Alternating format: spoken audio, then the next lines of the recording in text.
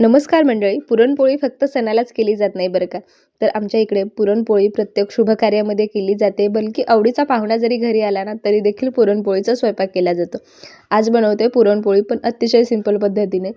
ज्यांच्याकडे अजिबात वेळ नाही स्वयंपाक करायला ते देखील हा पुरणपोळीचा स्वयंपाक अगदी सहज बनवू शकतात. त्यासाठी सगळ्यात आधी 2 वाट्या चण्याची डाळ स्वच्छ धुवून कुकर लावलेला आहे. म्हणजे डाळ व्यवस्थित अशी शिजली जाते.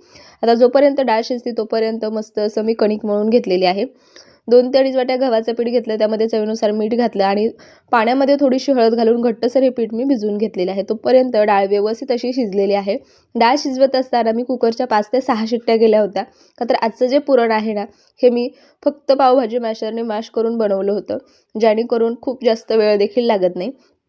कढईमध्ये सुरुवातीला थोडंसं तूप घातलं आणि तुपावरती ही डाळ सुरुवातीला परतून घेतली आणि छान अशी मॅश करून घेतली. डाळ व्यवस्थित मॅश झाल्याच्या नंतरच आपण 2 वाट्या चण्याची डाळ घेतली होती, त्यासाठी बरोबर 1 वाटी किसून घेतलेला गूळ घातला त्यामध्ये आणि गूळ व्यवस्थित असा मेल्ट करून घ्यायचा आणि व्यवस्थित परतून घ्यायचा. त्यानंतर वेलची, जायफळ पूड यामध्ये घातली.